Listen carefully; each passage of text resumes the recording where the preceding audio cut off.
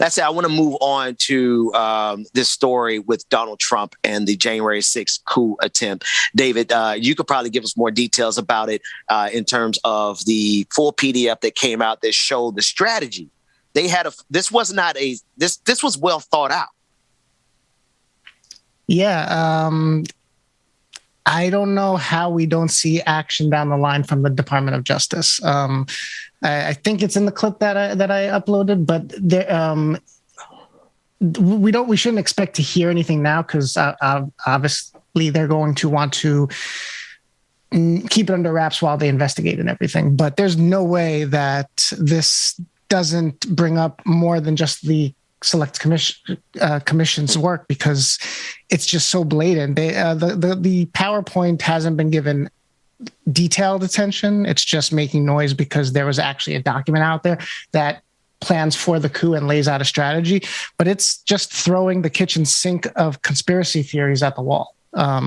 Venezuela, China, interference domestically and internationally. It creates a case for how Trump, basically giving Trump the backstory to claim a national security emergency, and then press Congress to pass legislation or some kind of resolution to nullify the votes, et cetera, et cetera. It seems like a lot hinged on Pence, and that's not giving him credit because Pence actually, according to what the reports are, considered going along with it. So if he considered going along with it, he's a part of it. You don't get credit for deciding not to and for stopping it. But with one exception, had he not, if Pence had not pretended to go along with it or seriously went along with it, Trump would have found another way. Right? They would have circumvented Pence and found another way. So in this question, that's the question. Who else is a key person in all of this? That's right. Who else was standing in the way or stopping it from happening? Right. We have a clip from, I believe, MSNBC breaking down the particular details of what was in this PDF that is now the subject of conversation as it pertains to January 6th. Let's take a look at that clip.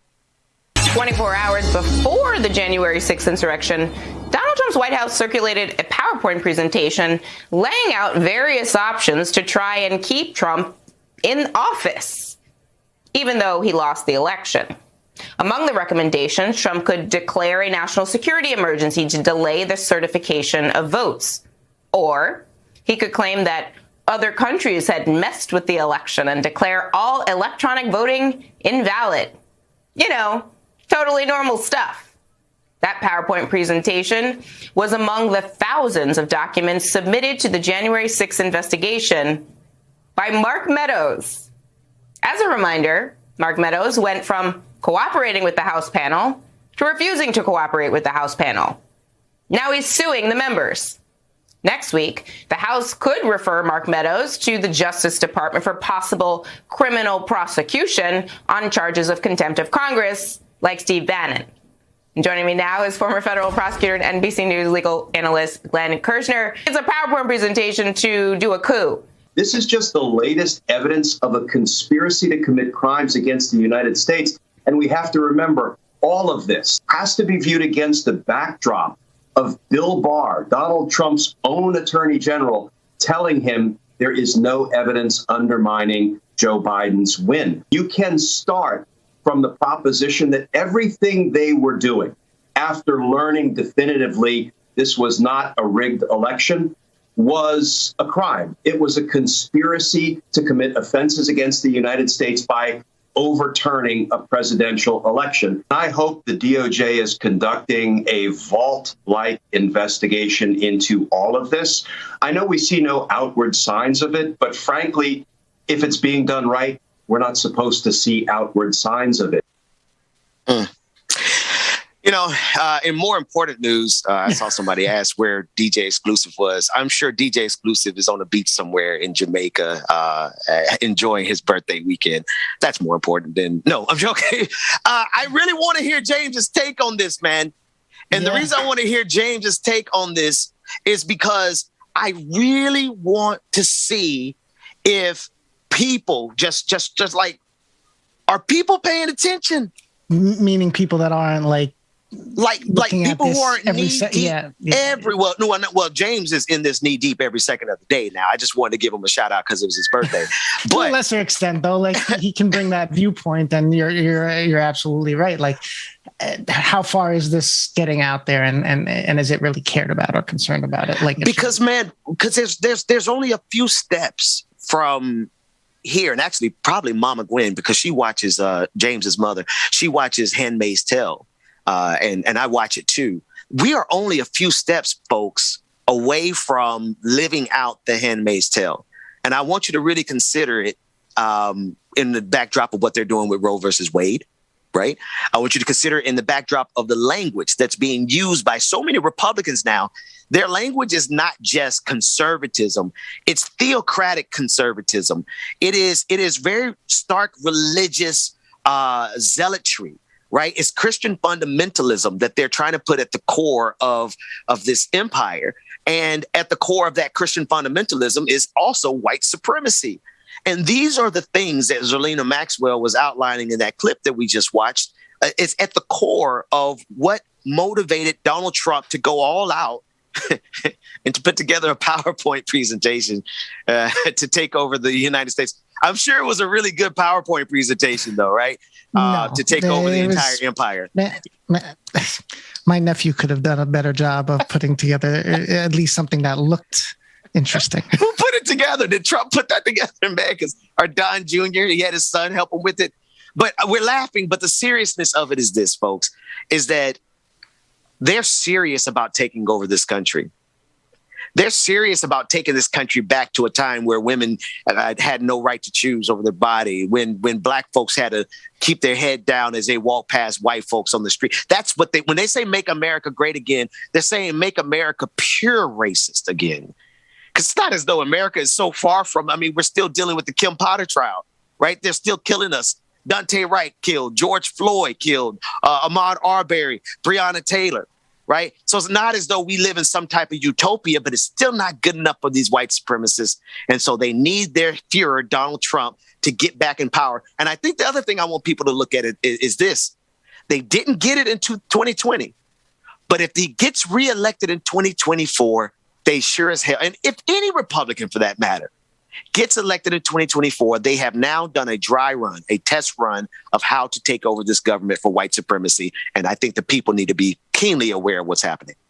Imagine what that says. Like, you can look at the Republican Party historically from the more, mature presidents, more